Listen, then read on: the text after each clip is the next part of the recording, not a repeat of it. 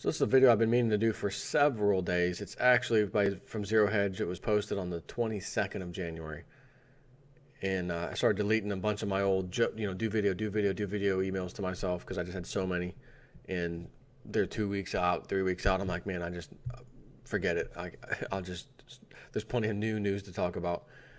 But I saw this one. I was like, no, I need to bring this one back from the dead, the deleted box in my email. Because this is not just going to be Venezuela. This is going to be, honestly, a lot of countries here shortly. And it could be yours, honestly, in the future. This is what the death of a nation looks like. Venezuela prepares for 720% hyperinflation. Courtesy Zero Hedge. For citizens of Nicolas Maduro's socialist paradise, the news is terrible and getting worse with every passing day. And I'm going to stop for 1 second and say this until you want to punch me in the face, because I've said this so many damn times. You're going to want to punch me. Go ahead. Go ahead. Here you go. Feel better? Good. If you have gold and silver and you live in Venezuela, holy crap. You would think you were just won the lottery, depending on how much silver and gold you had. But the dollar crisis over there is insane. Their currency, not the dollar as in the US dollar, their currency, it is in crisis mode. If you have precious metals, as your currency crisis goes, oh my God, how much is stuff costing? Oh my God, and there's shortages of certain things. Oh, I've got some silver and gold, or either one. Boom, sell that baby off. Give me a massive amount of cash of Venezuelan dollars, and I go and buy the expensive stuff. It doesn't change. I just use gold and silver to pay for it. It's as if it was normal prices. Everything's good. Or you may find out, actually, I just had to sell a tiny bit of my silver to buy a whole bunch of stuff. That worked out even better for me.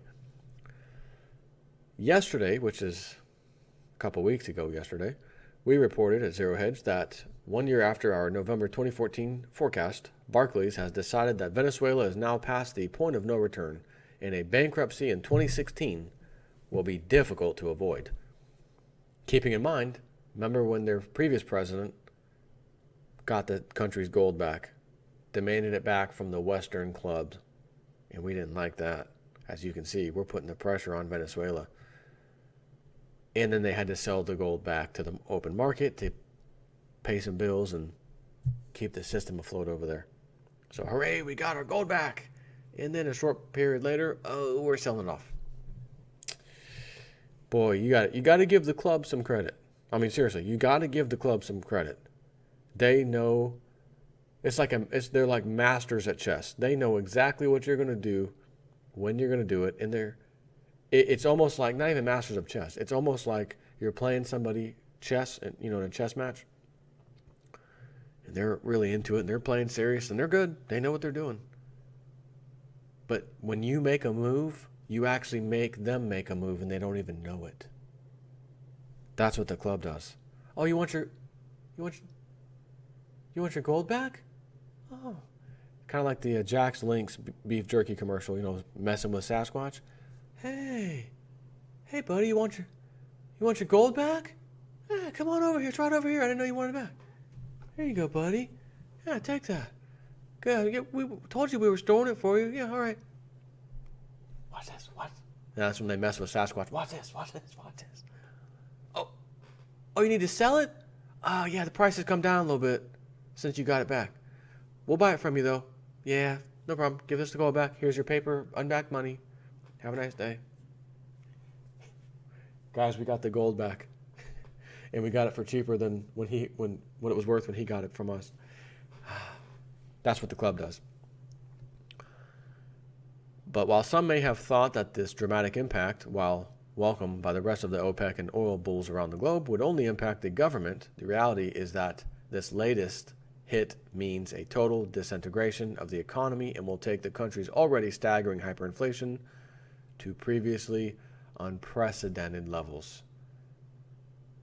What I just said to you in Chinese is go buy some gold, silver. That's what that means.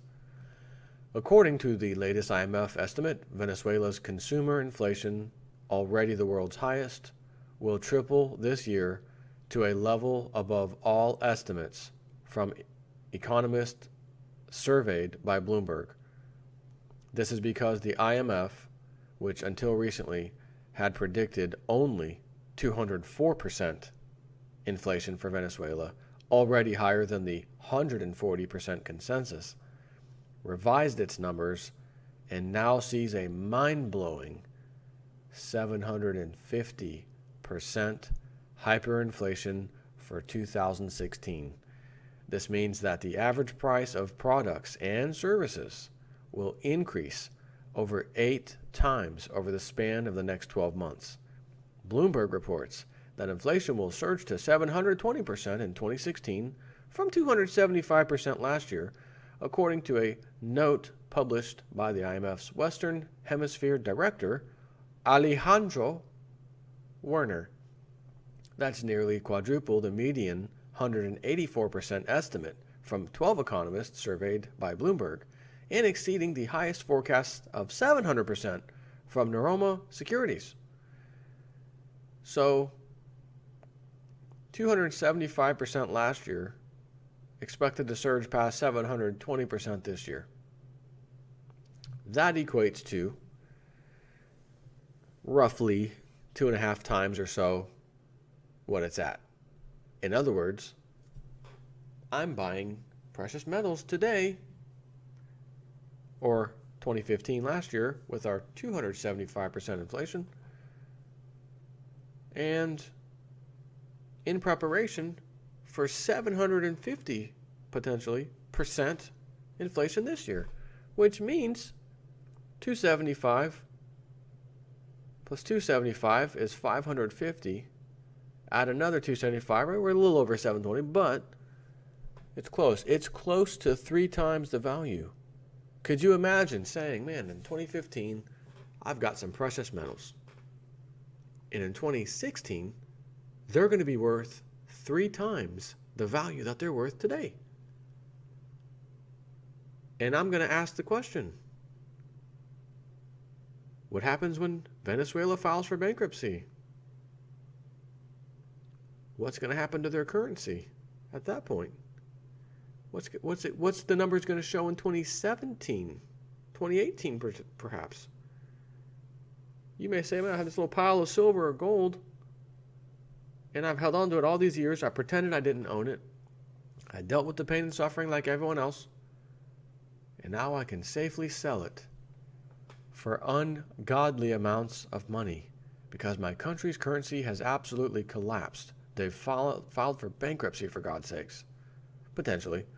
As they said, was that Bloomberg? Who was Barclays decided that Venezuela is now past the point of no return, and a bankruptcy in 2016 will be, quote, difficult to avoid. Remember that thing of the chess moves? The club's chess move is saying, we're bumping you off the board, you're going to file for bankruptcy. But we're going to put a little news story out there just to make it sound like we know what we're talking about, looking at economic indicators, and we're really actually doing it. We'll be pushing you off the cliff, essentially. Venezuela's central bank published economic statistics January 15th for the first time in a year, confirming that inflation had reached triple digits and closed the third quarter at 141.5% on an annual basis. As of December 2014, the last time data was released, inflation was just 68.5%. So it's doubled. And if we take that into account, we'll say it's going to double this year, and it'll double next year. But things might start compounding this year. So it may not just double, it may triple. Because there's a whole lot going on. And last year we didn't have $30 a barrel oil. I mean, we just started touching that in the end of the year, but the beginning of the year wasn't no $30 a barrel oil. Now there is. It has gotten so surreal that the local central bank accused websites that track the dollar's street value of destroying prices and installing a savage form of capitalism in the country, adding that 60% of inflation was the result of currency manipulation. Yes, my friends, that's a big 10-4. That is a big 10-4. How are currencies set? How the prices are how they determined? By the Forex market. Who controls the Forex market? The club. Oh, $30 barrel oil? How's that oil price set every day? Is it supply and demand? Nope. It's set on the COMEX market. Wall Street, essentially. Paper contracts, same thing. They set the price. Not OPEC, not the gas stations. They set the price on Wall Street. Pieces of derivatives papers. That's all. Piece of paper. Trading hands back and forth to the same party. That's why. So yes, your savage form of capitalism. Yes, you guys are correct on that assessment. Whatever the cause, the reality is that real inflation is even worse. And when charted, this is what the death of a sovereign nation looks like as follows. This does not assume a sovereign bankruptcy. When that happens, the hyperinflation will really take off, as I was just talking about. And I think I'll just want to give you a little taste of this chart. So we have 2013, 2014, 2015, and 2016. Isn't that growing exponentially? That chart could literally be you looking at the price of gold and silver. 2013, well, it went up a little bit in 2014, okay. Wow, took a big jump in 2015. Holy crap, 2016. It's the same thing. As your currency dies, real money, gold and silver, will go up in your currency. Not because the price rose today. Oh, silver's up 30 cents and gold's up $15. No, I'm talking if they stayed flat all day, didn't move, or all year. They just stayed where they are today. That makes them extremely expensive in your country's currency, which also means when you go to sell them, it's going to cost somebody a lot of money to get them. I find it interesting that we have silver touching $15 right now. It's like a few pennies away from 15. Gold over $11.50 something right now. It's as if the club has changed the algorithm. Okay, we can now let it rise a little higher than it was before. Did that have anything to do with the London fix being rigged 84 cents below COMEX price? First time ever, as we discussed a few days ago. Was there something behind the scenes that happened that you and I don't know about yet?